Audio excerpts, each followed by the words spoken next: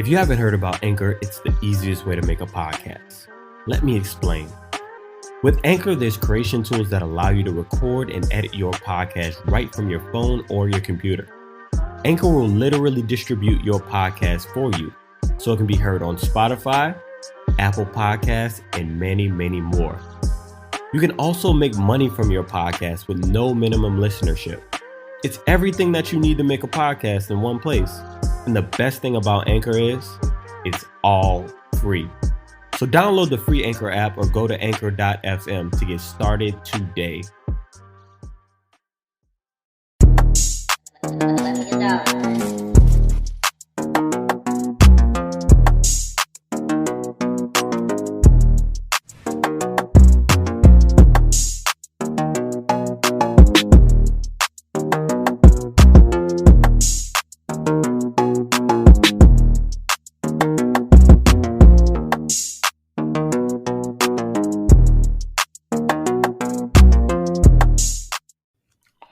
Testing 1 2 3. Testing 1 2 3. It's your boy Will on the track. Checking in. Bada bing, bada boom.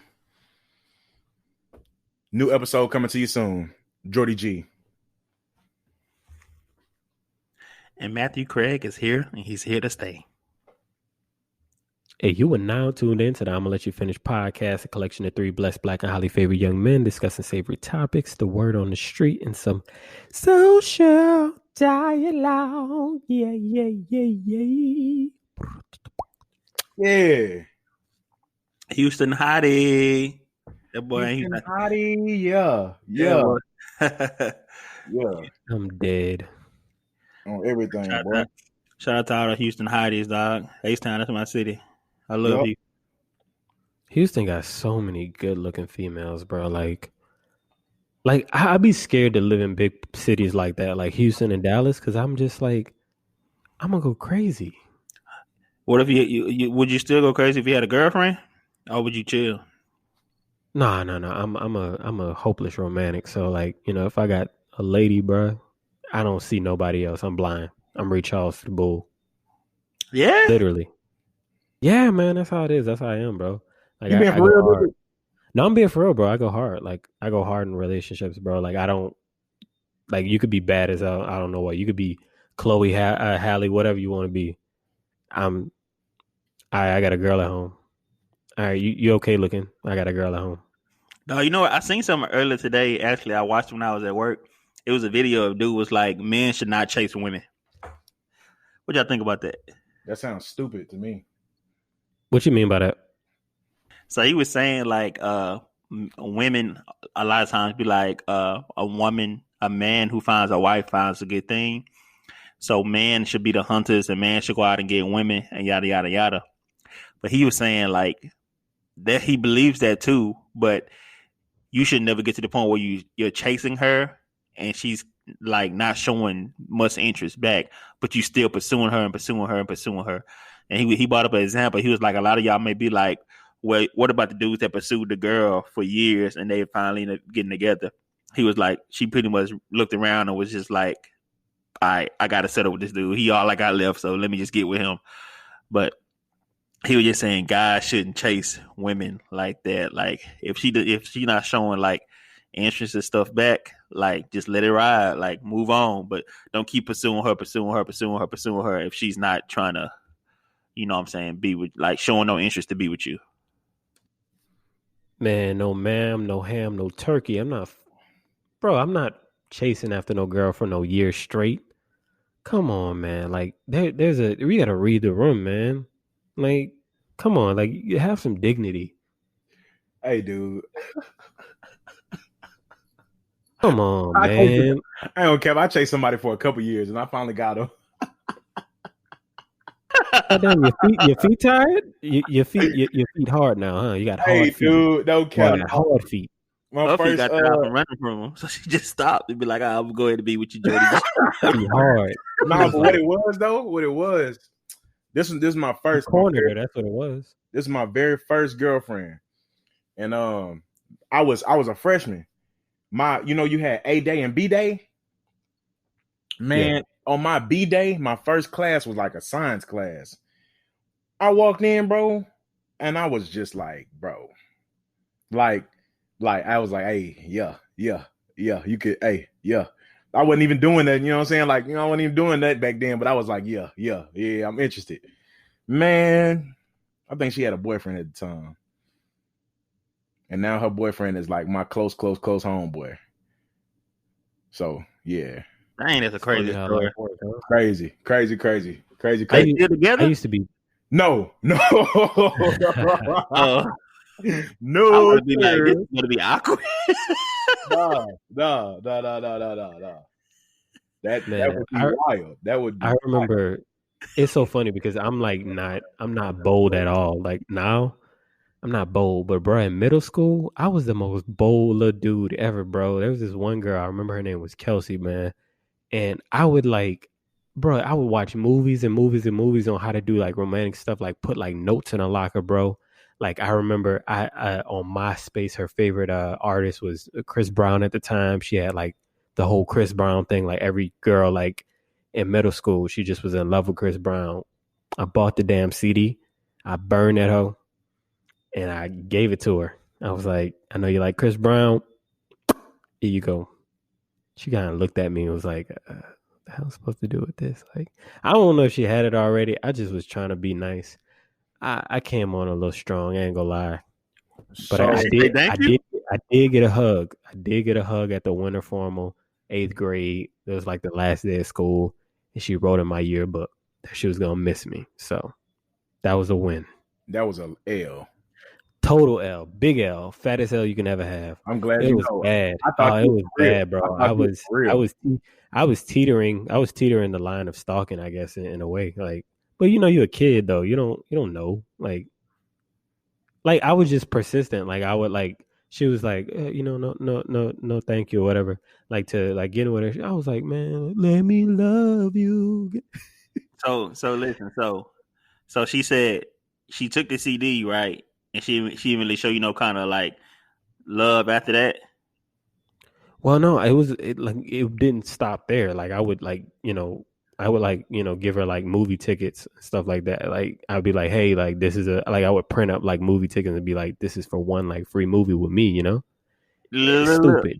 Just think back. I'm ashamed. Think back to season 1, early episodes. Will said 2 L's make a W.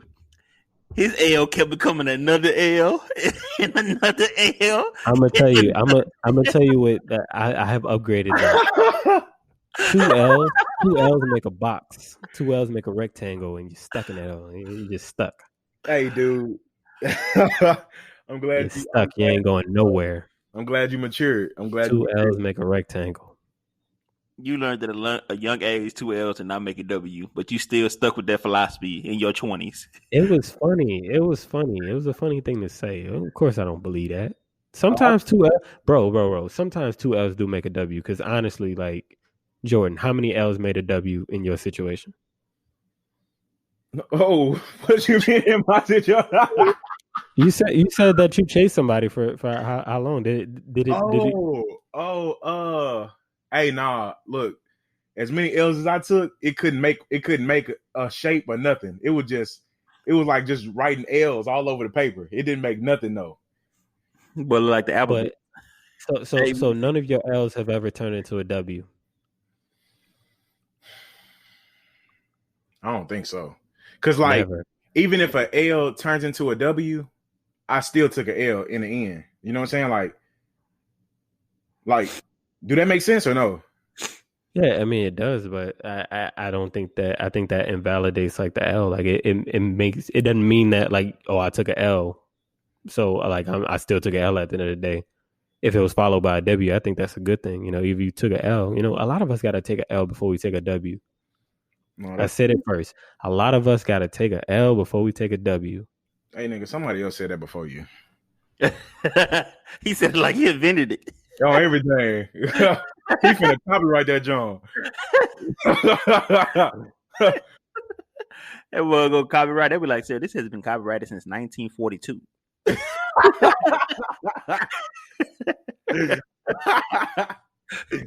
Yeah, Will. I Like don't know. like every kiss begins with K, every L begins with a W.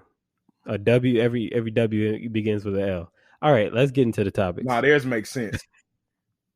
Every kiss begins with K. All right, man. So Nice analogy. let's jump into the topics like my big brother BB Willoughby said. Let's jump right into it, and we got some interesting topics for you today, y'all. It's some self help topics. If I shall say myself, it's some stuff to kind of help you through some tough times, or just to give you a little bit of advice or some tough times you may be going through. So all of us have our own paths in life, so we deal with things differently. So it's going to be a lot of different perspectives coming from us three. So I'm gonna just jump right into it. The first topic of the day is going to be navigating self doubt. So just pretty much ways you deal with self doubt, ways you overcome self doubt, and ways you go throughout your life while dealing with self doubt. So, or you can just go whichever way you want to go. I'm just giving an example to you two young brothers, but you two young brothers are very intelligent young men. So I know I don't have to give y'all much, and y'all can take it and knock it out the park. Home run! Shout out to Hank Aaron, the late great Hank Aaron. But yeah, I'm gonna throw this to who won it first, Jordy, Willoughby, which one? I say do Will, any mini money. Do any mini money. Willoughby, it is. Go ahead, Will. Okay. So when you're talking about navigating self-doubt, that's a hard conversation because honestly, like, I think we all have our problems with like self-doubt. Like even the most charismatic, even the most confident people, like you'll ask them like, did they start off that way? Were they born that way? Of course not. So I think it starts like just little by little, like eating away at self-doubt, just like your doubt eats away at your confidence. Because everybody knows that like your doubt starts to eat away at your confidence because it's like it'll take a little bite. It'll be like, oh, I'm not good enough. Bite. Oh, should I be here? Bite. All that. So I think the way to navigate self doubt and to kind of like stop or narrow that self doubt is to just do it little by little. Give yourself little positive affirmations, little goals to meet, of course. And your positive affirmations could be just like, I know I'm supposed to be here. I put in the work. I am a beautiful person. I am an intelligent person. If you keep proclaiming to yourself that you are what you know you are, then that self-doubt will start to, get smaller and smaller and smaller and smaller. And it's not an exact science, of course, we know that. But I think if you start to give your positive affirmations and start to tell yourself that you are, worthy, you are intelligent, you are what, you deserve, you'll come out pretty good. It's not always going to be perfect, but I think you'll come out good. I like that because you do want to give yourself positive affirmation like throughout the day, anytime, really, just to keep yourself upbeat because life can throw a lot of haymakers at you, and it can knock you out if you ain't ready for it. So, Jordy, what you got to say about navigating self thought, bro? Honestly, bro,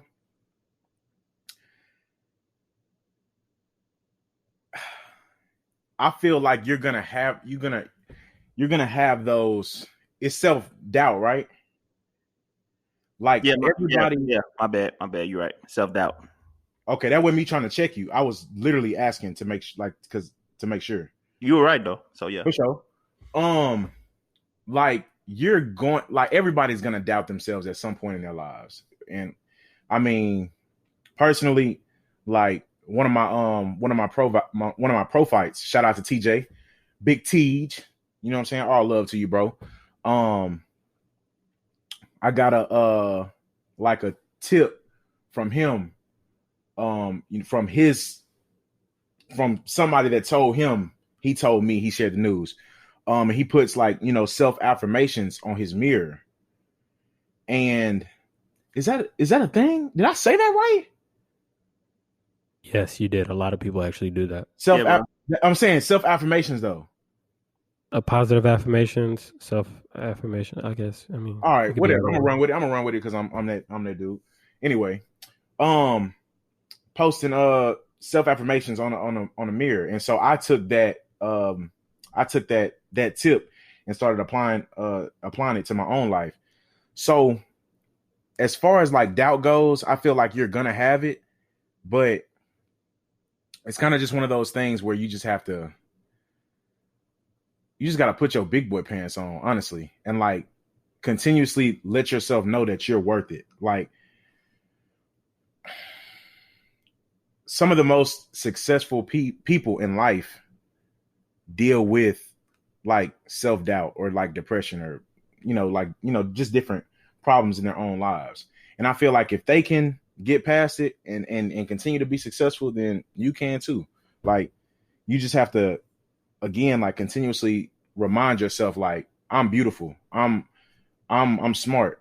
I'm a beautiful human being. I'm God made. You know what I'm saying? Like you just got to dig down deep and remind yourself who you are. Cause to everybody out there, I don't care who listening, to each individual person, you are that nigga. You are that nigga. So remember that. Like stay confident, bro, cause you that nigga for real. What if they not black? Then you that dude. You that dude or you that shorty. You that person. What if they don't identify as? Then you that person. Real, they all human beings. You that person. I'm just trying to cover all the bases, bro. I feel that. Everybody not black. I feel that. You did say person though. Yeah. Yeah, no, that's what I was trying to get him to. Yeah. So yeah, man, I like that you said that. Just to add on to that, to everybody out there that's listening, you are beautiful. Everybody out there, you are beautiful. Nobody told you today you are beautiful. I know Willoughby talks on that a lot. I know Jordan speaks about positivity a lot. So I know it's hard sometimes navigating self-thought because I literally seen like and we talked about it before, you look at someone and you be like, you really stunning, like you beautiful. And they be like, nah, this is wrong with me, or this is wrong with me, or nah, this is wrong with me. And you be like, dog, if you only knew like literally how beautiful you are, you wouldn't think none of that. But like sometimes that self-doubt sinks, like slips in somebody's mind, and it's hard to get out sometimes because whatever you think you see, they obviously don't see. So it's hard for them to really see what you see because they see whatever they see wrong, the smallest thing, they still see it no matter how many times you tell them you're beautiful. So it's really something they have to feel for themselves. So regardless of how many people tell them, it's still good to hear. So I'm saying, like, Jordy, beautiful young man. Will it be a beautiful young man? Like y'all boys handsome. Y'all boys do your thing. So thank you. All love. No problem. So yeah, man, and a lot of time self-doubt can come with your self-esteem too, though. So like how you feel about just how you feel about yourself. Like sometimes we tend to base our self-esteem on what others think, especially when it's negative. Like I just said, you could tell somebody something positive about themselves, and some people may be good, happy, and it brings them up. But some people take that negative and it kind of controls or what they think about themselves, or they take that positive and they kind of just brush it off. So it's like we tend to base our self-esteem on what others think about you, and self-esteem is like literally how you feel about yourself. It's how you feel about yourself, and it's dangerous to allow other people to determine how you feel about yourself. So you should always feel amazing about yourself and uplift yourself. What's up, George? You had something to say? Yeah. I actually saw we talked about this, and it's crazy. I saw this tweet the other day, and it was talking about, it was like, it's crazy that sometimes it was a woman who tweeted it, and she was like, it's crazy sometimes the person that you're in a relationship with, they'll think more highly of you than you do yourself. So like a girl may have a insecurity, a woman may have an insecurity, and they don't like that part of them viewed or whatever. But their man or boyfriend, husband, whatever, they're like, that's the most beautiful part of you. And it's crazy to think that somebody else can think something about you is more attractive than you do. Like, so I feel like self-love is, I don't know, it's so hard to grasp because I feel like we all have that something that we're insecure about. For me, I'm just going to be open. I'm going to be transparent. It's the back of my head. I hate the back of my head, dog. That mug is chubby. And when I was younger, people would flick it they would flick it and they would swipe little cards under it and, you know, say, I'm checking out or something, you know what I'm saying? And it bothered me. I'm checking out. Like, yeah, God, like, hey, people are I'm passing mean. out. I got my groceries. It would bother, like, it would literally bother you, bro. Like, I'm talking about, I hate the back. Bro, they swipe it and be like, doot, doot, doot, doot, doot, doot. Yes, Like it's bro. an ATM. Yes, Oh bro. man, Like, that's I'm trying to crazy. get some cash out, Jordan. Hold on. And like, I'm talking about that mug would hurt my feelings for real, for real. But I play it off though, because you know what I'm saying. You can't let nobody, you know what I'm saying. You can't let nobody play like that. I just crack back. You feel me? But Can't let them catch you slipping. yeah. I slip on my own. I'll be over there like, dang, they really got me with that one on my own. But I can't do that in front of them. But even to this day, like I still hate the back of my head, bro. So I really be trying to cover that mug up. But I say that to say, like, you're beautiful in every single aspect. No matter what you think, no matter what somebody else thinks, God made you the exact way that he wanted to make you. And he made everybody in a beautiful aspect. So, like, don't ever think of yourself as ugly or something on you ugly. Like, really just try. Like, take it day by day. Try to appreciate something about yourself. You know what I'm saying? And I promise you, your self-love will grow. And you're gonna become a strong person because of it. Yeah. And also just not even just the physical, as far as the mental, as far as achieving stuff that you want to do in your life. Like don't automatically talk yourself out of something you can't do. Don't think you can't do it because whatever your situation is. And it's easy. It's way, just like anything in life, it's way more easier said than done. Like I can easily just say that and it's not gonna automatically just work out for you just like that. But the first step is believing mentally that it can be done. Then it's gonna come out physically in the physical world. So and just talking about self-esteem remind me of not Kevin Hart, but Cat Williams skit when he was like what it was when he was like you messed up. He was like women, star player. When women were like Cat Williams, you messed up my self-esteem. He was like, how I mess up your self-esteem? That's the self-esteem of yourself. That's how you feel about yourself. I had to play the clip for y'all so y'all can actually hear because he did way more cussing and I'm not doing all that. But yeah, that's a clip I always think about too. So and also though, if you with somebody that's bringing your self-esteem down, that's giving you doubt, do your best to get away from them. Like if you with somebody that's bringing negative thoughts into your mind and into your life, do your best to get away from them, men and women, like everybody. Honestly, just like Will said, everybody's included. We're not excluding anybody in this talk because everybody matters. Ain't that right, Will? Everybody matters. Yes, everybody matters. Let's just move on from everybody matter. Like the whole, yeah. Okay, never mind. Is you gonna be like all lives matter? Oh, here you go. I never said that. Never said that. I just you said don't want to get close to that. Yeah, everybody matters. Everybody matters. Let's stick with that. Everybody matters when it comes to loving yourself. That's all I'm saying. All the other stuff that we're talking about, exclude me from that. Mm-hmm. I didn't want you to move there. You know. Trash can. I feel you. Trash can. Wait. I got the trash can. Make it. Hey, Jordan, throw it in there. Up. Kobe. Did I make it? Yep, you got it. All right, cool. Kobe, man. You got to say Kobe when you shoot, though. My bad. Yeah, gotta say Kobe, man. You gotta do it again or no? Yeah, you got to do that. You got to do that again. Say Kobe. I'll run it back. Kobe. Yeah. Shout out to Kobe Bean Bryant. You already know. Big boy, you already know. You know what I'm saying? One of the greatest of all times. So yeah, man, we're gonna jump right into the next topic. Is going to be: do you struggle with expressing your needs?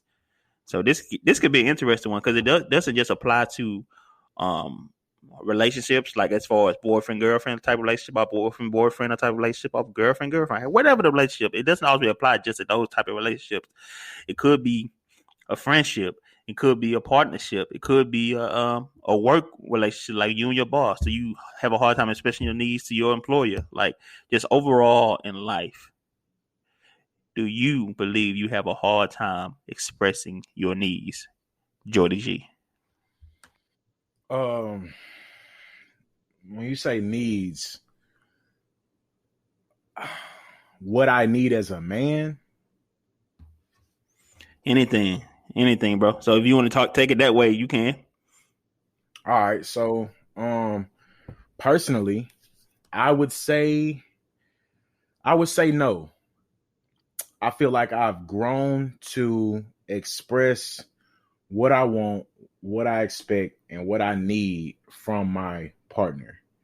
Um, it's it's actually not hard to do, like to at least express, like, you know what I'm saying, what should and shouldn't be, you know what I'm saying, happening or whatever. Um, but there, that's crazy because there have been times where I was, I wouldn't say scared.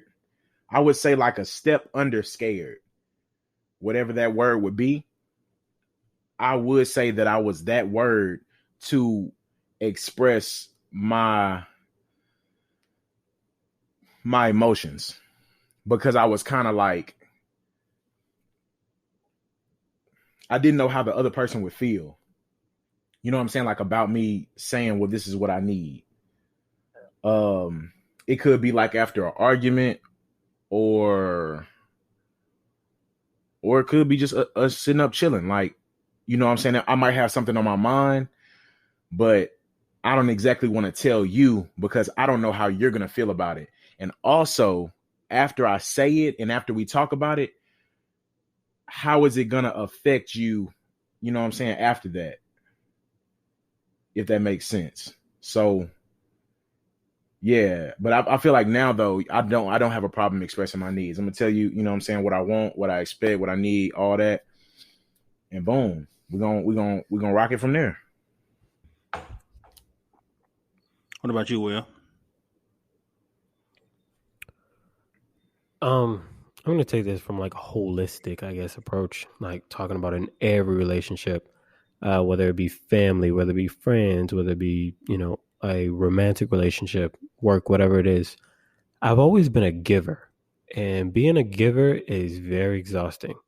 Um, and I'm trying to learn. I'm trying to learn. It's hard. But being a giver and worried about everybody else's feelings first, and feeling like you want to help people and help everybody else first before you're good, is it basically leaves your needs kind of last or not even touched, So like me trying to, make sure everybody else is good, make sure everybody else is, worried about or kind of dealt with.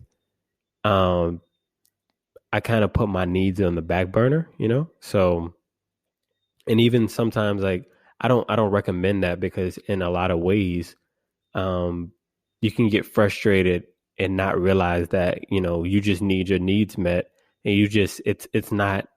And sometimes I kind of feel like, it's me being rude, saying like speaking up about what your needs are, or like, what you need met in any relationship that you're with, um, if you have a friend and you say like, if I need you to be my friend, man, I need you to be, there for me. If we talk once every 2 months, like what's the, like what is this friendship?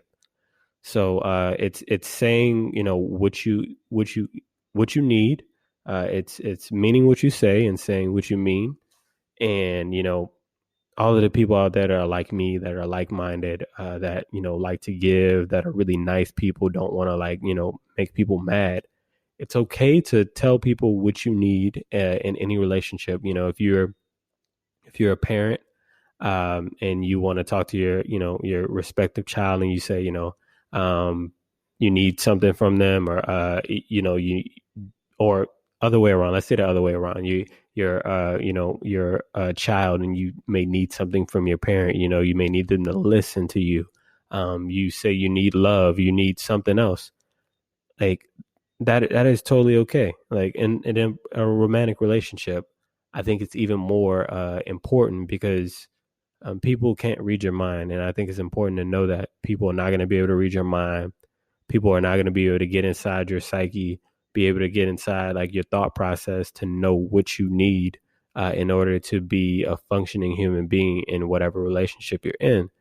So yes, I do struggle with expressing my needs, because I feel like sometimes it's just kind of like I'm just hammering what I want in, and I never want to do that. So a lot of the times it just comes off as me not even saying what I want. So yeah, for all those people out there that are kind of like-minded like me, don't be afraid to say what you need, exactly how you need it, and even going a step further. If a person says that that's too much, and you honestly feel like you're not like asking for a lot, then reevaluate the relationship, whatever it may be, family, friends, romantic relationship. See what's up.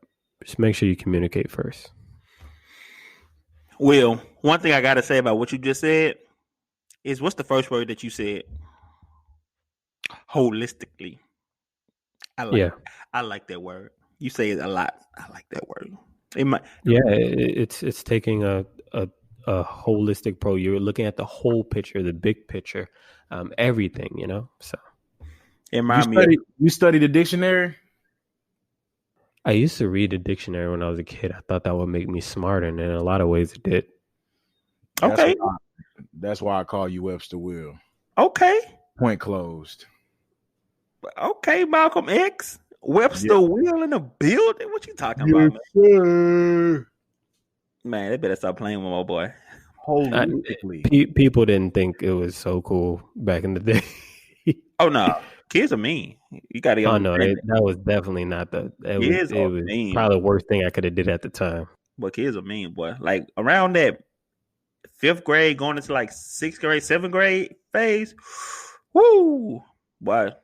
My self-esteem definitely got built during them times, because man, little tiny Hitlers, just little tiny Hitlers, right? Kids are little tiny devils. No, I'm gonna tell you what I think about what we talking about, but I'm gonna tell y'all a story real fast.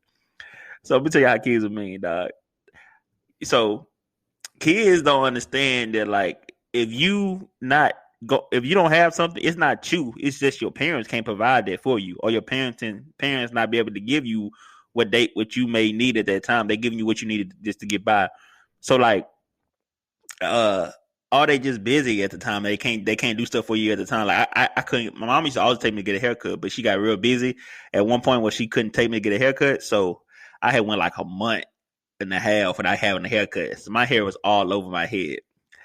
Dog, I used to get on the school bus, and this little girl, she'll look at me and she'll just scream out, "Wool!" She was saying my hair looked like wool. Like it was matted on my head like wool. And she'd just scream that out, and the whole bus would look at me and be like, "Wool!" Why would have punched upside the head? No, not violence. No. Hey, dog. Hey, bro. Middle school kids and like elementary school kids, they're so like devious, and it's so funny. I have another quick story. So back in the day, I used to, baggy jeans were kind of in, around middle school for me. They were kind of going out, and skinny jeans were kind of coming in. But me, I still had my baggy, jeans from Burlington Coat Factory that my mom would get me. And bro, I remember one day my mom was like, "All right, let me iron your, jeans for you. Make sure you look really good," because we used to have uniforms.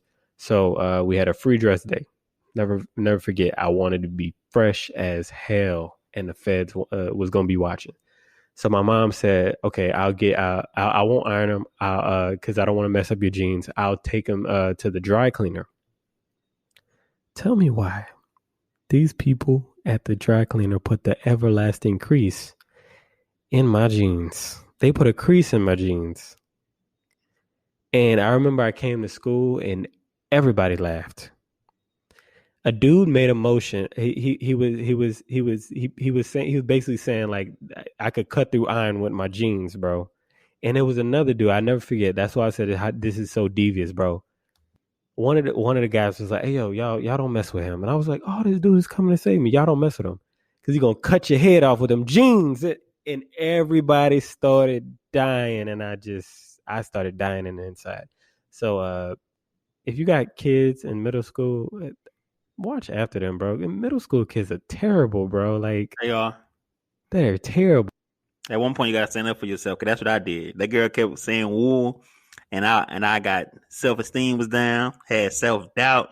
I used to go to the back of the bus, sit in the chair, and I wouldn't move until it was time for me to get off the bus. I did that for like a week. And my homeboy was like, man, why? Like, you usually be on the bus vibrant. You got energy. What's wrong? She got you scared like that? And I said, man, you right. I said, this girl not about to play me out like that. Got on the bus one day. She said, whoa. And I stopped. And I gave her like 16 jokes back to back to back to back to back. Non-stop. I just kept going and going and going. And after that, she never said woo to me again. She left me alone. That's what you got to hit them with. Them punches. Them punches. Oh, You woke up that day and you chose violence. Huh? You woke up and you chose violence, and it worked. Yeah, you got to choose violence every day. I did. No. No. Yeah. I gave her. I was in 6th grade and she was in 8th grade. I gave her about 15 jokes back to back to back, and she left me alone. Yeah, she cool now. She still live in Shreveport. She cool now. She be on IG and all that. Once I ran into her at Coco's. For the people out there that know what Coco's is, it's a club that's closed now, but that was a place to be in Shreveport. If you want to get shot, go there. No, we're not going to say that. We're not. I heard somebody bought Coco's and it might be opening back up. So Coco Billy. Oh my God. They need to put Coco's under the Shreveport. They need to put it under the ground. Hey, Coco Part 2. Coco Pellet's about to be booming again, boy. Woo! You getting that? Everything. That's like got them 3-4 stories. People all over the place. A fight the bus out, and as soon as the fight over, we go right back to dancing. That's how it is in Coco. That's how it is. Yeah, I get them up out of here. Now put that boozy on. Boom, boom, boom. There you go again. Another fight song come on. But yeah, that's I'm beyond the point. So and you hear the gunshots in the music. You can't tell if it's gunshots actually in the club or in the music. So it's. Well, you ever been there?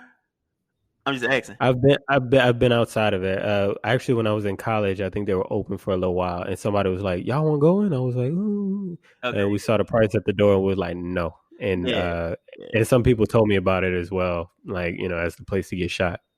It's not that bad. I mean, the price of the door is bad. I used to get in for free though. I knew some people down there. I used to get in for free when I was like 21, 22. Of course you did. Of course you did. That's like for free. While riding that thing, I'll be in there for like 30, 40 minutes, and I just roll out, and I sit in the parking lot waiting for people to come outside so I can shoot my shot. Parking lot pimping. But yeah, that's beyond the point. So, so yeah, man, just to talk about what we talking about, the topics of the day. Do you struggle with expressing?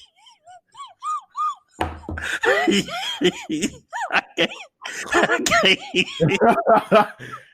All right, listen.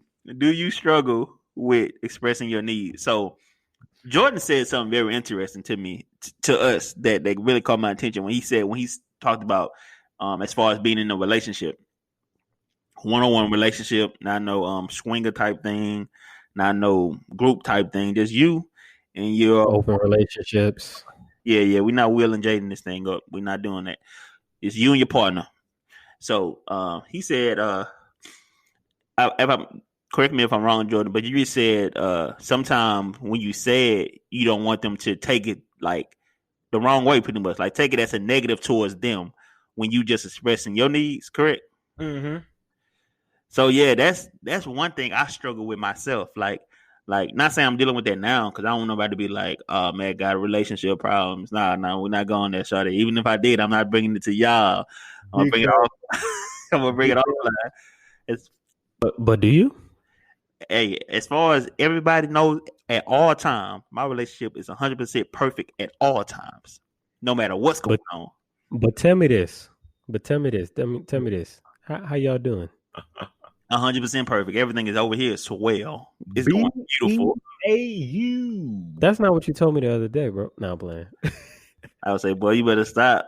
Go get it.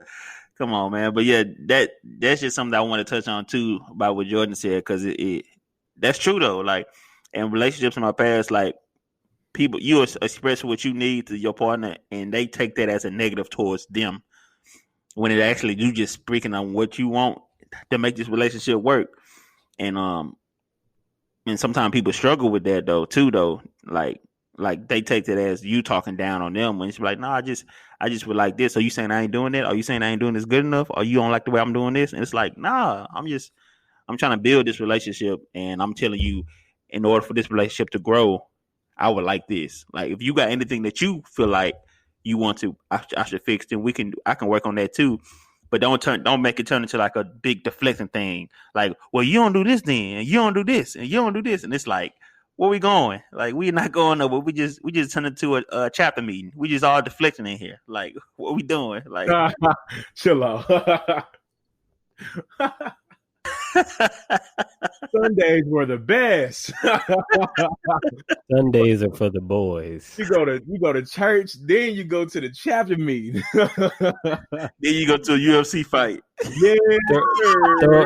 Throw ideas and throw hands. No, I'm playing. I'm playing. That doesn't happen. That doesn't happen. Oh my God. But yeah, man, and I also want to touch on what Willoughby said as far as let me drop the word correctly, holistically. Yeah. Serendipity, my good sir. That's but hey, okay, I like that. I'll be reading myself. Okay, Jordy X. We got Willoughby X in here. We got Jordy X in here. What's going on? I gotta set my game up. You know, I like to think of myself as a modern day. Nah, I ain't gonna say all that. I'm not tripping. I'm not gonna speak blasphemy on this mic. So yeah, man. Just like what Will says, it's like just what Will when you said family, friends, and everybody, that seems like it's more easier for me to do than with my partner. Why do you think that is? I'm just asking you if you have an answer or not, but I'm just asking why you think that is. You mean as a man, or you just mean as Matt? Because there's two different answers I can give for that. As a man. As a man, okay. So I remember I was watching this thing the other night. It was Bill Burr, comedian, excellent comedian. And he was like giving advice to people, whatever.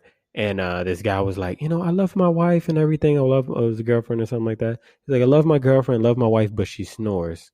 So like, I don't know how to like tell her that she snores so I can go in the other room and get some sleep. Like I want to tell her, but I just don't want to hurt her feelings or nothing like that. I don't want to, I don't want to, I don't want to reach that. So we have to think, sometimes that, our partners, they're people.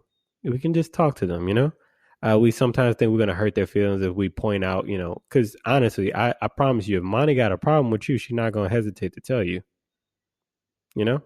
So sometimes on the other half, like because I remember in my past relationships, my other halves, my better halves did not have a problem with addressing what they wanted or needed from me.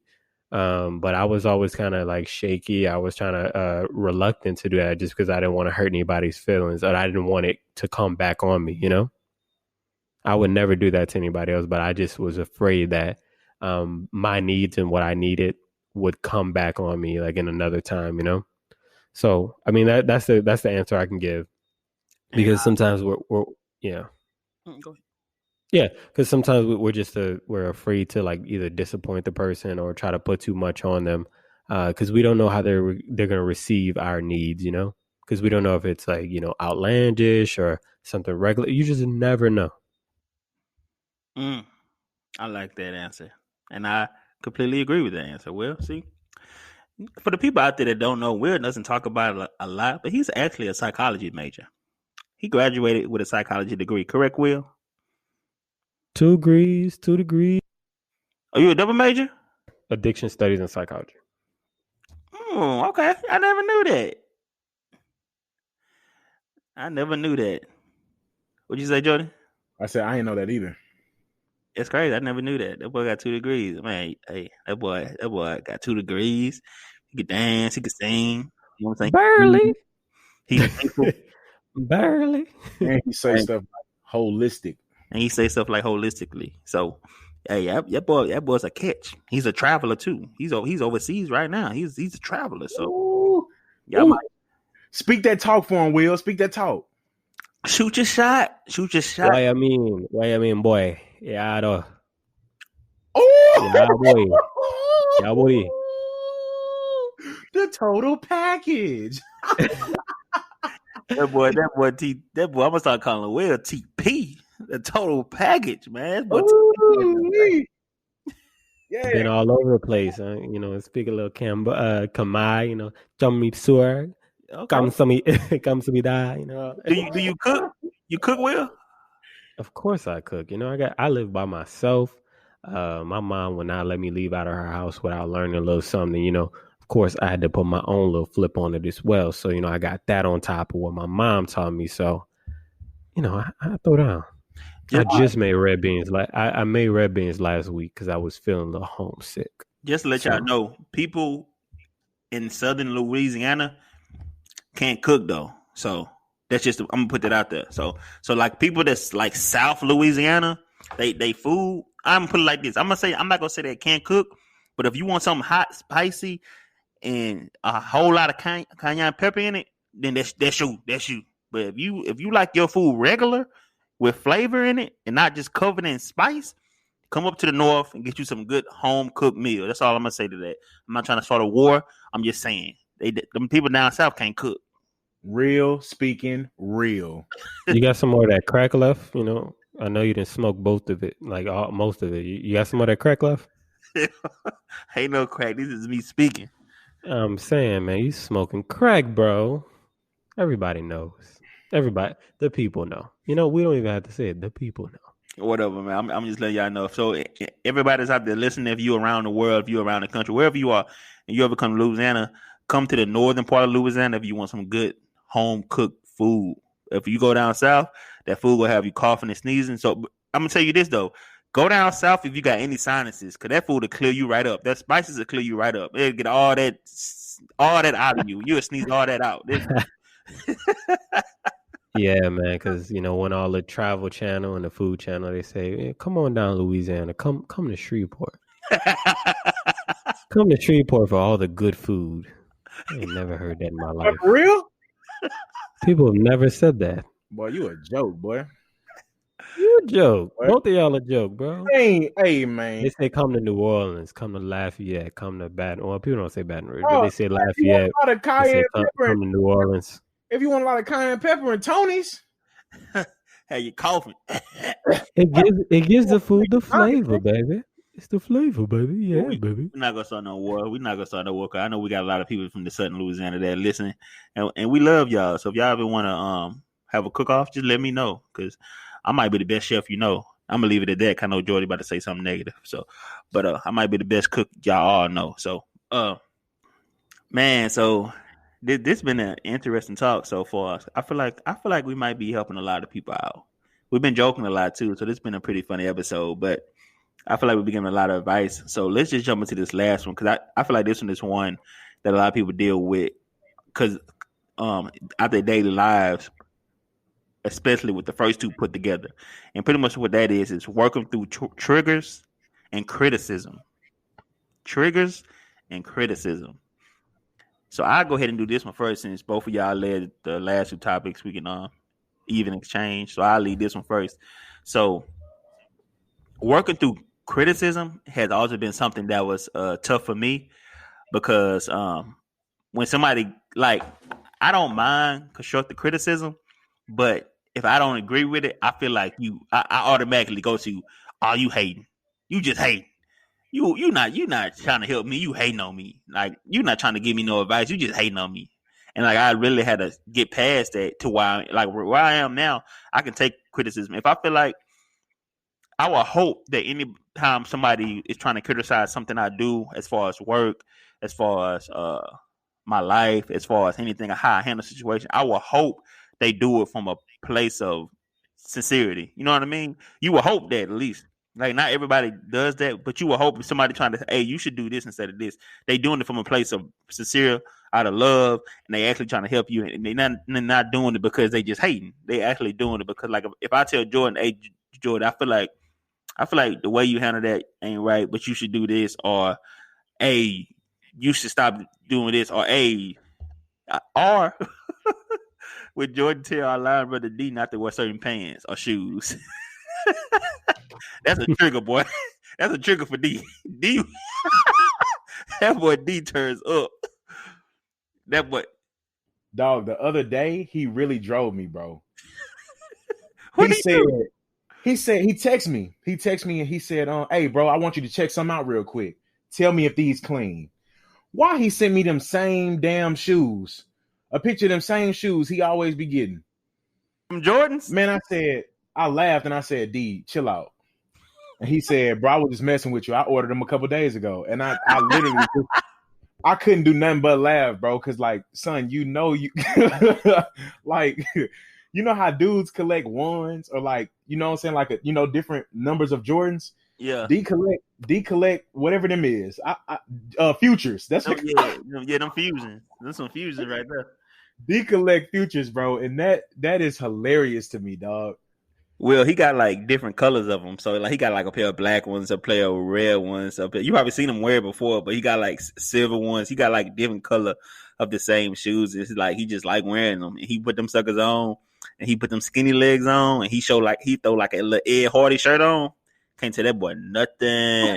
Clean as a whistle. He kind of reminds me of somebody that just came off of like a deployment, like high key, like. Who? But D, he reminds me of somebody that just came off of like a deployment. Oh, just came back from war. Oh, like yeah. Times. A little bit, a little bit. Man, a little D, bit. shout out to D, dog. We talked about him last episode. Now he came up again. Boy, D, you have to come on an episode one day, man. I don't know what the heck we're going to talk about. Please, set the record straight, my brother. Yeah. Let them know that you can't talk about your shoes, man. Hey, one thing that I do appreciate about Dito, he don't care. Oh, fat.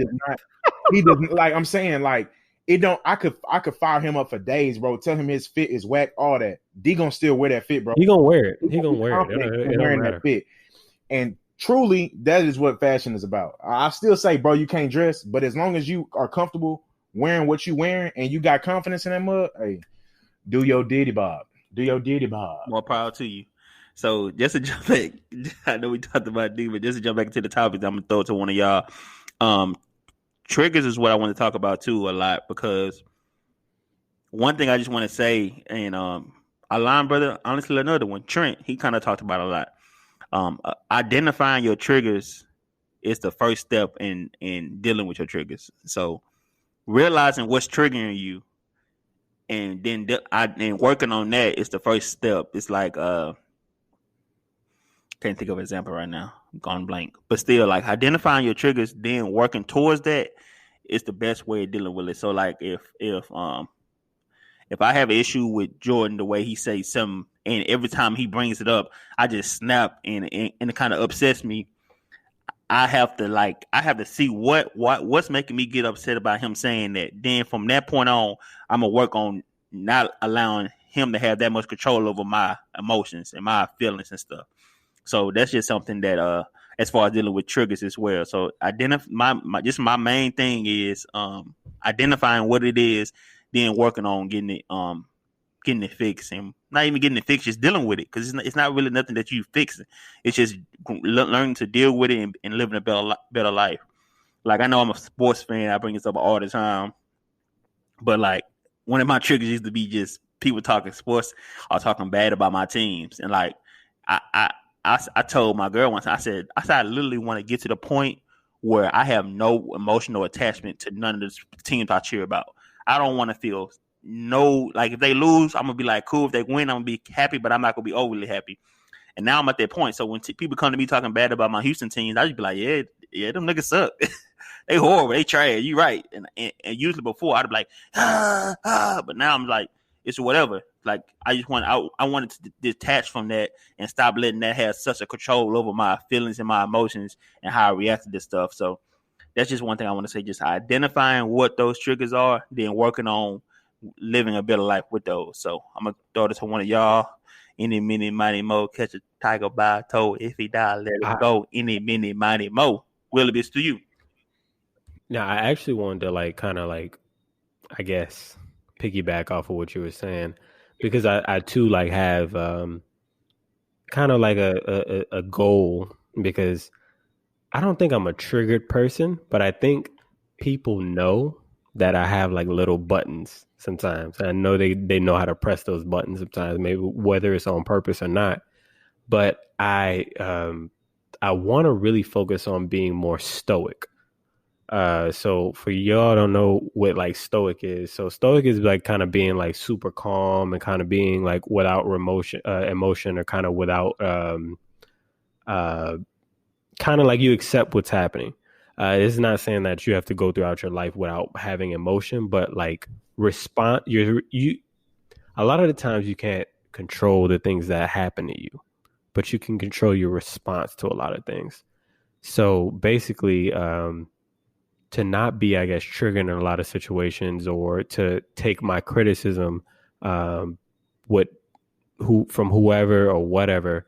I think it's always best to respond calm, respond collected, even if you do feel a little bit a certain way about it.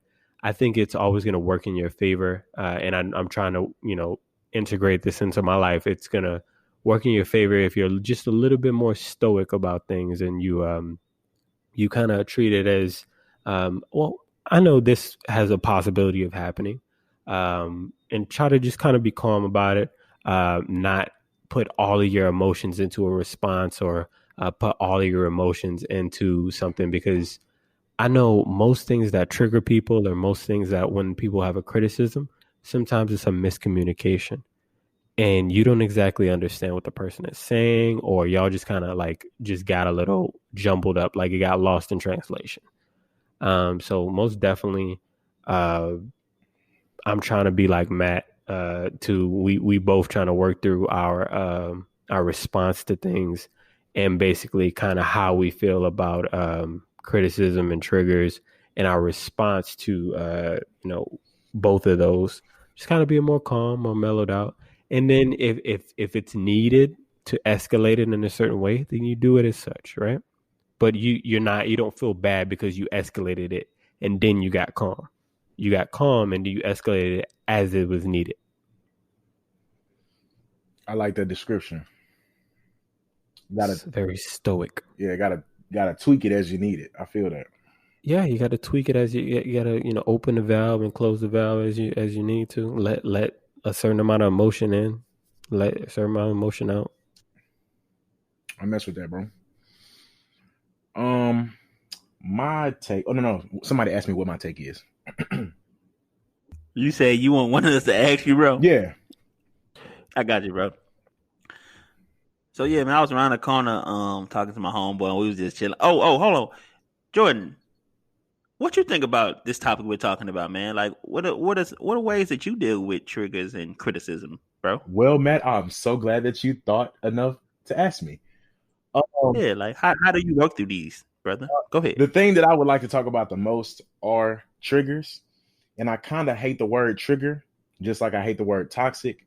I feel like those words have gotten onto social media, and people just tend to say them a lot. Like nobody was saying it before, but then they popped on Twitter and like everybody say them words now.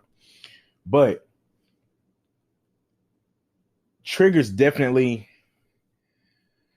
I didn't know I had them until somebody else told me that, like, hey, it kind of looks like that's your trigger. So I never really paid attention to the fact that, I even had triggers. And most of my, I would say most of this, like the stuff that triggers me, it just plays like a huge part with my anger. I definitely have horrible anger issues. Not like super bad to where I just like turn up for no reason, but I do get to a point where stuff starts to bother me, and the first thing I want to do is, what I'm saying, like I just go off. Your walls and your doors know.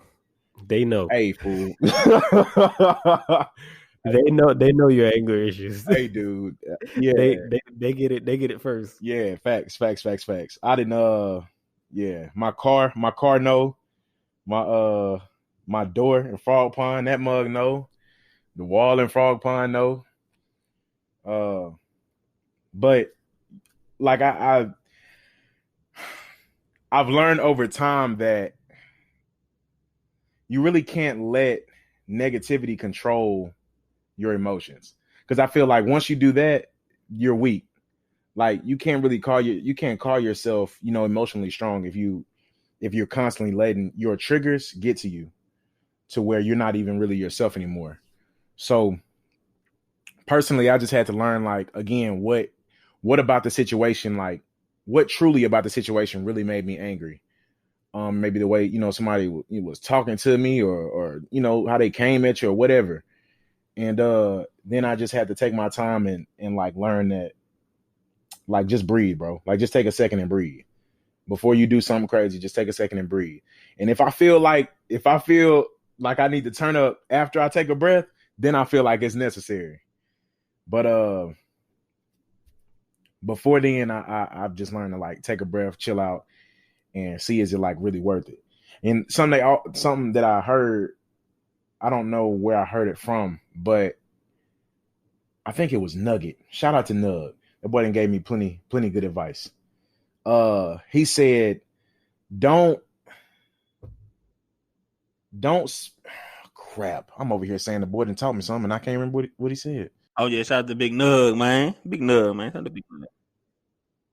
Yeah. Shout out to Nug. He said, don't spend more than 10 seconds worrying about something that won't matter in like 10 years. I think that's what he said. Because most of the stuff that we get upset about is so short term. It's so short term. Stuff that I got mad about last year, like, I'm talking about, I think back on it now and I was like, why did I react like that? I specifically remember somebody trying to fight one of my brothers in the club.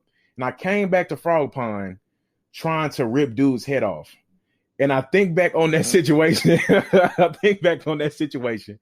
And I'm like, bro, you was wigging. Like, you could have handled that. That's so much. That night was fun. Okay. I was so drunk. But I could have handled that situation much better.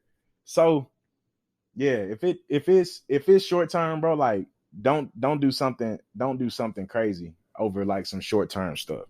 So learn what your triggers are, work from there. And if you can remove those triggers, man, throw them things away. Like, for bro, I just threw some of mine away. Had to throw them things. You gotta throw out the trash, my dude, so you can allow blessings to come into your life. I got like a further question. Let's further this just a little bit. And, we're not going to spend too much time on it. But are other people responsible for your triggers? No, sir. What about you, Matt? Do you think that? Okay, I'll give you a scenario. Matt, I'll go to you. So this is not real. None of this is real. Hypothetical, of course. I want everybody to know that that's listening.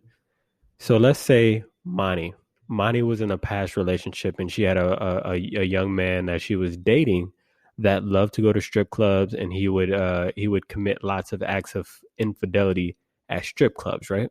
Let's say that was his thing. He liked to go to strip clubs and cheat.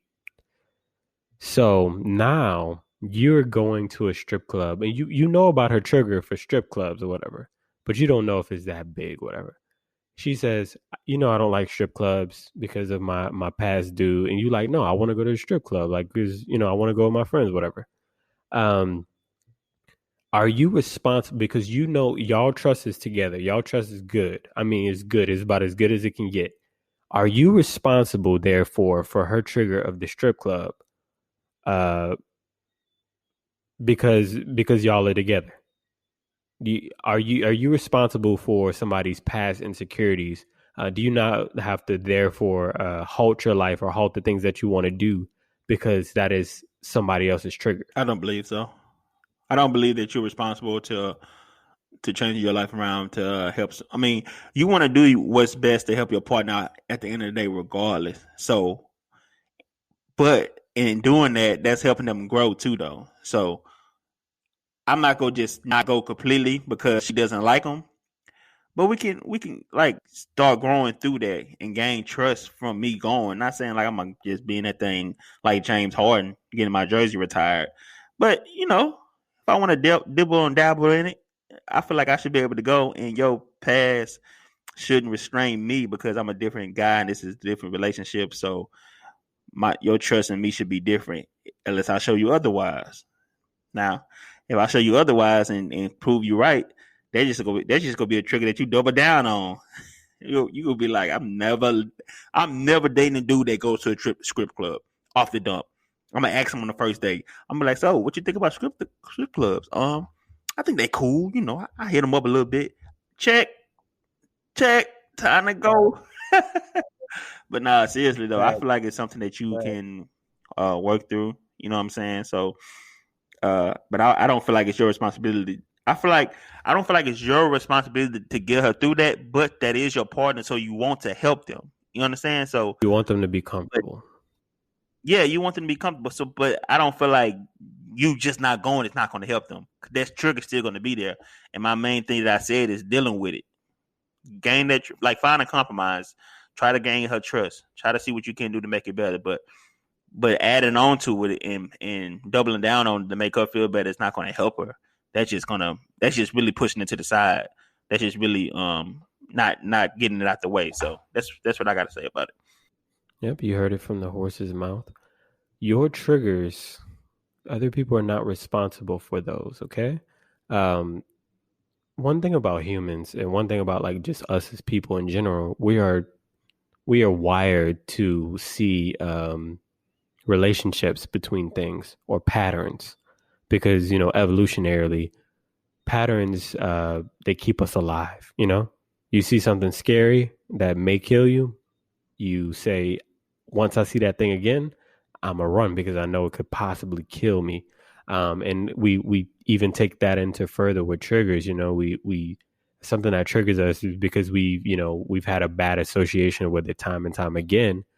We sometimes we bleed that into our relationships, and we basically let other people be responsible for our triggers and working through our triggers. But it's only you that is responsible for your triggers. You got to think about it. Your triggers are not your partner's triggers, not your family's triggers. They're not your friend's triggers. They're not anybody, just a regular person on the street's triggers. So once you deal with the triggers that you have within yourself, you free everybody around you because people don't have to walk on eggshells or feel like they're going to walk on eggshells because it's not actually it's not their cross to bear. Exactly. That's I'm going to bring it back. You wrap that so well. I want to send it to Santa Claus. I want to be like, Santa Claus, patent your gift wrapping after this, because this guy's different. Call him gift wrapping Will. Wrapping Will. There you go. That's your name now, Will. We give you a lot of names, Will, and none of them tend to stick. You tend to not like none of the nicknames we give you, and I feel like we come up with some pretty cool nicknames for you, and you just toss them to the side, like no regards for our feelings, no regards for our needs, no regards for anything like that. So that's something I feel like you should deal with. That might be a trigger. Are you triggered? Are you triggered? No, I'm just trying to express my need. I feel like you got something against nicknames. I'm not a big nickname person. I've never been like a super I love nicknames. But then again, I've never fell in love with any nicknames that people have tried to give me, to be honest. You ever had a girlfriend give you a nickname? Or a girl that you was talking to give you like a little cute nickname? Cuddle butt. Not cuddle butt. No, something it's like Squillaby or something like that. That is the ugliest. She used to call me Squilliam or something like that. You liked it, didn't you? You liked it, didn't you? No, I did not like that. I didn't love it. I'm trying to think of another one. Squilliam. Most girls I date will call me by my whole name, like William, or some will call me by Will. But any nicknames you ever got from a girl you were talking to or your girlfriend, Jordan? Any pet names? Yeah, my ex used to call me Sully. Sully, like from Monster Inc. Yeah, but I like that. Big Sully. Yeah. He over there grinning, bro. He can't contain himself, bro. He's rocking back and forth just because he just can't. He love this. Oh, geez. So, man, this is an interesting talk. Let's jump into the last part of our conversation. episode.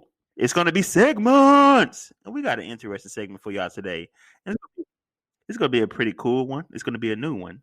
And what it's going to be called? It's going to be called Netflix and Chill. And you probably looking like, what are these young men on? I'm not trying to Netflix and chill with no young man because it didn't go too good last time I did it. No. Not in a panoramic. You can't do that in a panoramic. No, that's all you do in a panoramic. I do not. You can't do that in a panoramic, man. Are you still watching? All right, cool. So that's the best message I've ever seen. No, sir, I have not. we chilling. We not Netflixing no more. We chilling. We passed the Netflix part. Oh, everything. Oh my gosh. Oh my gosh. Guys. Man, come on, Jordan. Come on, Jordan. Listen, man. Are you still watching? So yeah, like Netflix and Chill pretty much gonna be a segment that each one of us is gonna pretty much give you all shows or movies that we are currently watching on any streaming services. So there's a lot out nowadays. It's like so many out, and it's more coming out by day. So Netflix is one, of course. One of my favorites is HBO Max. You have Disney Plus. You have Hulu. You have a lot. BT Plus for people that watch BT Plus. Any ones I'm missing? That's a big Peacock. Any ones I'm missing, Will? I think Amazon. That's most of the big ones. You said Disney Plus already, right? Yeah, you said Disney Plus. Yeah, he covered pretty much all of them. So yeah, man, if we're missing one, my bad. But do one of y'all want to go first, or y'all want me to go first? Do your thing, shot it. Yeah. Oh, you said you got it, Jordan? Yeah, I mean, I'll take it. Go ahead, bro. I'm just giving what I'm, you know what I'm saying, what I'm feeling right now. Yeah. You can give a brief description of what's going on with it, why people should watch it, but you don't want to tell them the whole thing, of course. But yeah, there you go. Okay. So honestly, I forgot who put me on. Nah, shout out to my boy Joe for putting me on. The show that I am currently watching, and it's on Netflix, Snowfall. Amazing show, bro. It's about this dude. I don't know his name. I forgot his name, but at first he's slanging weed. You know what I'm saying? He's selling weed and stuff. Then he starts selling, you know what I'm saying, that coke. He starts selling that coke, and things get crazy. You go from like an innocent dude, like a chill little dude, and I'm talking about he's turned straight like thug. It's low key weird because I ain't never seen nobody do that. But I'm talking about very good show. I'll give that mug I get that mug a 9-10, just because it ain't perfect, of course. But like somebody put me on. I put LaKayla on, and then LaKayla put her mama on everything. So it's a really good show, bro. And I definitely suggest that if you haven't already started watching it, I definitely feel like you should go ahead and jump on that train. Choo choo. And that's Snowfall. Snowfall on Netflix. I did not know that was on Netflix. That's crazy. Yeah, I didn't know that. So what about you, Will? We're doing just one. I mean, go do you, bro. Just don't go for like 30 minutes though. But yeah, do you? Yeah, I'm gonna go for like 40 minutes. All right. So basically, I just got main three. I'm gonna run through them. So basically, what I'm watching right now is 3: Manifest, Euphoria, and I finished this already, but I watched it again, which is Lovecraft Country. So basically, Manifest is a really riveting, like, it's a really cool supernatural drama. And it's basically the premise of it is these people on this flight, they basically they experience a brief like period of severe turbulence or whatever, and they land, right? But when they land, it's like 5 years later. They didn't experience no type of like time, like, you know, it didn't feel like 5 years for them. It felt like a 2-hour flight. But when they got back on the ground, 5 years later, 5-year jump.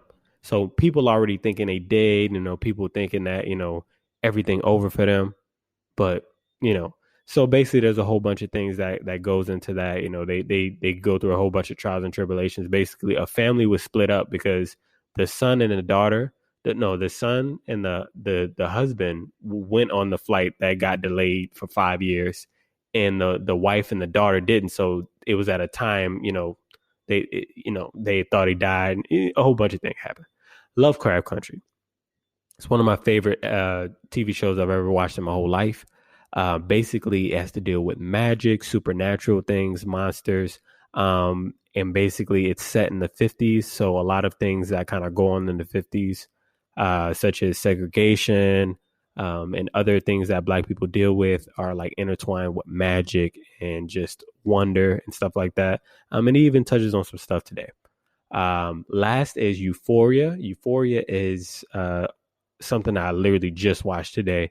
They just come out with little bitty bite-sized TV show type episodes right now to hold us over for the pandemic. And basically, I like Euphoria because it really gives high school students that are dealing with addiction and like drugs and stuff like that to kind of give something visual for them to look at to say that, this is a lot of people are dealing with this, and there's different avenues and different ways that you can go through it. So it follows the story of a girl named Rue that's addicted to drugs, and it just kind of goes through how she hurts her family, how she hurts her friends, how she finds the love, and how her difficult relationship with drugs kind of like it breaks those relationship apart, or it brings people together. I definitely recommend it all. Of course, Flight is on Hulu. I believe Lovecraft Country is on HBO Max, and Euphoria is on HBO Max. So, if you got somebody that you can share that thing with, them streaming services with, go ahead and do that because they're amazing. Hey, I'm gonna check out both those shows. I actually started watching Snowfall, but I stopped after like episode 2. Never got back into it, but I know it's been trending on Twitter a lot lately, so I'm gonna jump back on that. And episode for sure that you talked about, Will, Euphoria. I heard people talk about that before too, so I'm gonna definitely hop on that. Lovecraft, I watched that one. I love Lovecraft. It's different, so I'm gonna let people know now it is different, and you have to pay attention because that sucker will lose you. You will get lost in the grocery store, and you're gonna be crying for your mama at the Lost and Found. So you got to you're not going to be able to tell people what it's about from the first 3, 4, 5 episodes. I don't even know if you will be able to by the last episode. It's about so much. There's so many things wrapped into one. Pretty much. It's a lot going on. There's a lot going on. So, and I never seen that first show you mentioned on Netflix, but I think I heard about that. Talking about Flight, it's on that's on Hulu. Oh, Hulu. I heard about that, but I don't think I ever seen it. I heard about it though, but I'm gonna check that out. So, beautiful premise, beautiful execution too. I'm gonna have to check that out. So I'm gonna go ahead and give y'all mine. So I'm gonna let you know off dump. I'm a movie kind of guy, so like I just love watching movies, dog. Like I know last time I was talking about how I love music and love sports. Music may be top 3. I'm not music, but movies may be top 3 because I love watching movies. I can sit down and watch movies all day, dog. So a movie that I watched recently is actually on HBO Plus, and it's going to be The High Note. It's a movie with Tracy Ellis Ross, the beautiful Tracy Ellis Ross, and Dakota Johnson, the young lady that played in 50 Shades of Grey. They both the lead characters in that movie, and they both did a beautiful job. It's pretty much a movie about Dakota being an aspiring producer, but she's Tracy Ellis Ross' assistant. And Tracy Ellis Ross is a world-class, world-known singer, pop singer. Everybody knows that they love her, and she's getting up in age. So it's pretty much her dealing with getting up in age, being in the music career, and pretty much Dakota trying to get her big break after being her assistant for 3 years. She's trying to get her big break as being a producer. So it's a really interesting movie. I watched about twice already. It's pretty cool.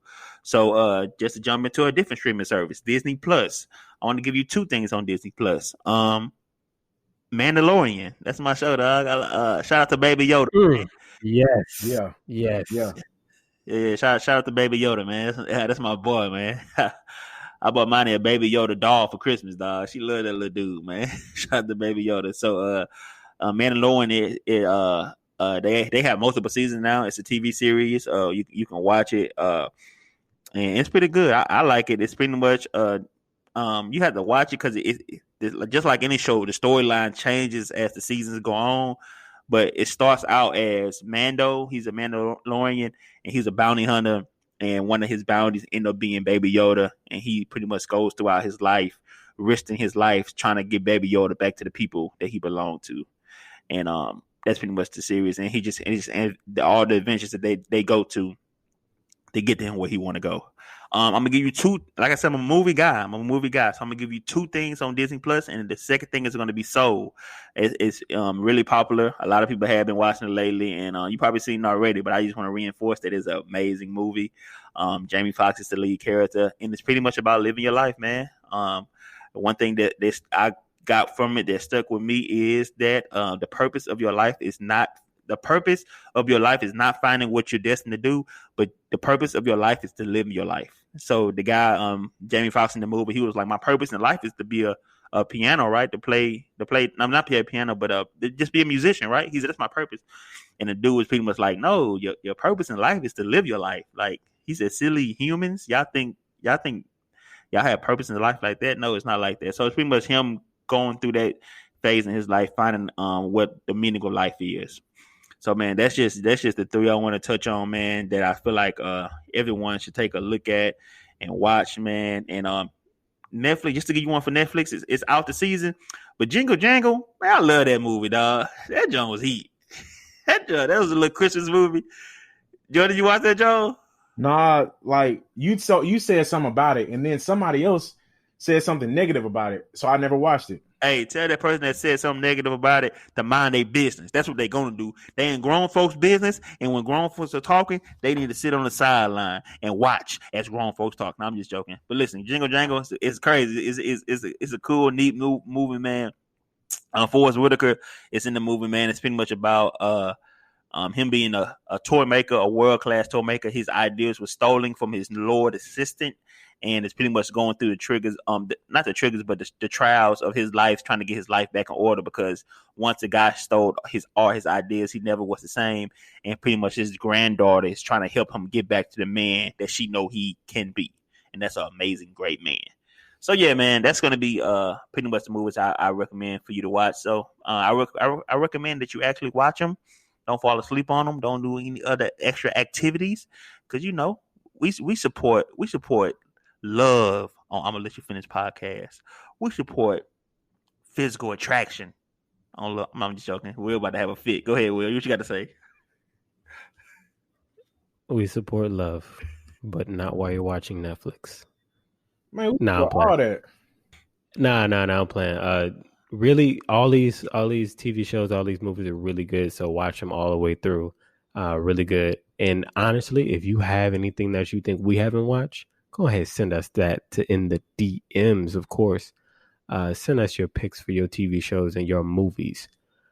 So, of course, we're coming at the end of I'ma Let You Finish podcast, and class is out. The bell is ringing. Everybody's packing up. So, before y'all leave and y'all try to get out to the bus, tell me what everybody's learned, or even if you ain't learned nothing, just give a review of what you feel was most important that we talked about today. Ring, ring. Hold up, Johnny. Don't catch the bus around me. I got to get my final take. All right, let me get it to you real fast because I don't want to miss my bus. So yeah, man. So hey, dude. The worst acting I've ever heard in my life. That boy funny, kid. Don't count. I gotta get my final take. My bus about to go. My bus driver do not play. She from the hood. She would leave you on two wheels. So let me give you his take. So man, what I just want to stress to people out there, man, is that all right. So the two things that I took away from this episode, and I just want to close as my final thoughts, is that navigating self-thought.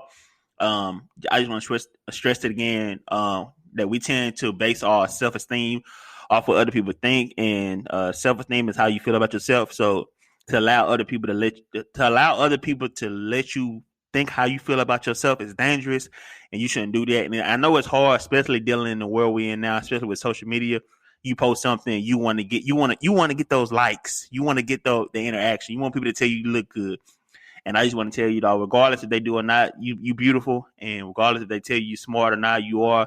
As long as you know that you're working towards a better person, a better you, then that's all you should worry about. And identify those triggers, man. Identify those triggers and work on living with those triggers, man. Shout out to Trent, because I know he talks about this a lot. My line brother Trenton Stark, Six God. Shout out to him, man. But yeah, that's all I got to say.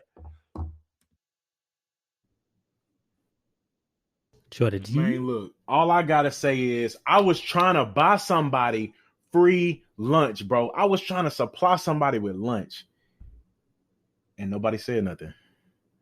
So I'm gonna do it one more time. I'm gonna try this again. I'm gonna run it back, bro. The first person, bro, all you gotta do is type trigger. All you gotta do is type trigger in my DMs, bro. Trigger in my DMs, and I will pay for your lunch, bro. That is all I gotta say, bro. I'm out. Crazy. Ain't nobody DM me either. I was giving away $2 to everybody. Well, yeah. $2 was kind of steep. You was like, you want a full-blown fireplace essay, double type, MLA format for $2. People not doing that nowadays. Yeah. People want it easy, so ain't nobody getting nothing. So y'all better try to catch JordyGeee with his lunch that he's giving away. So yes, my review. So basically, all I want to say is I feel like I was a bit exposed today, and I wasn't looking forward to getting exposed with talking about, like, you know, expressing my needs and stuff like that. But it gave me a lot of time to think about and express how, man, just if you need something as a human being, as a person, communicate. People can't read your thoughts. I understand you may want to be nice, you want to be courteous, but if you need something and you honestly feel like that's keeping you from being a functioning human being in any relationship that you feeling that it's keeping the relationship from going forward or moving in a positive manner, communicate your needs, okay? Just as simple as that. So this has been I'm Gonna Let You Finish podcast. Of course, we cannot leave this place without thanking our sponsors. Nah, we ain't got no sponsors yet. No, we do. Well, Anchor, but you guys already heard from me, my luscious voice at the beginning of the podcast. But we want to thank, of course, our audience, our supporters, everybody that listens to us, our fans. We love y'all to death. If we could hug all y'all, we would, but it's a pandemic. It's a Panasonic, so we can't do that right now. But once we get out of this panoramic, we're gonna hug everybody. Don't touch me. So do you give hugs? You give hugs? I don't like hugs, bro. Get around me, bro. I don't want to hug nobody. You don't give hugs, man? That's messed up. All right. Well, you can hug me. You can hug me. You probably can't hug Matt either because he kind of weird about hugs too. I show love. Love never knew what I was. Shout out to Keisha Cole, man, with your bad attitude having self. I love it. Yeah. But yeah, so we down for showing love, man. We love you all. Thank you for supporting us. Of course, we'd be nothing without y'all. If you're not supporting, if you say you're supporting us, you're not following us on social media, forget you. Not playing, not forget you. Shame on you.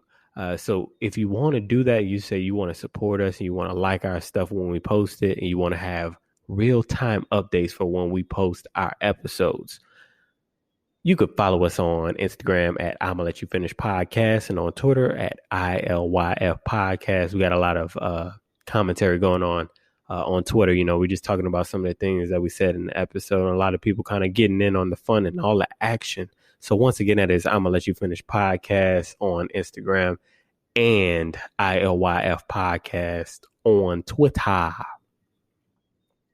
I'm in me mom's car. Vroom, vroom.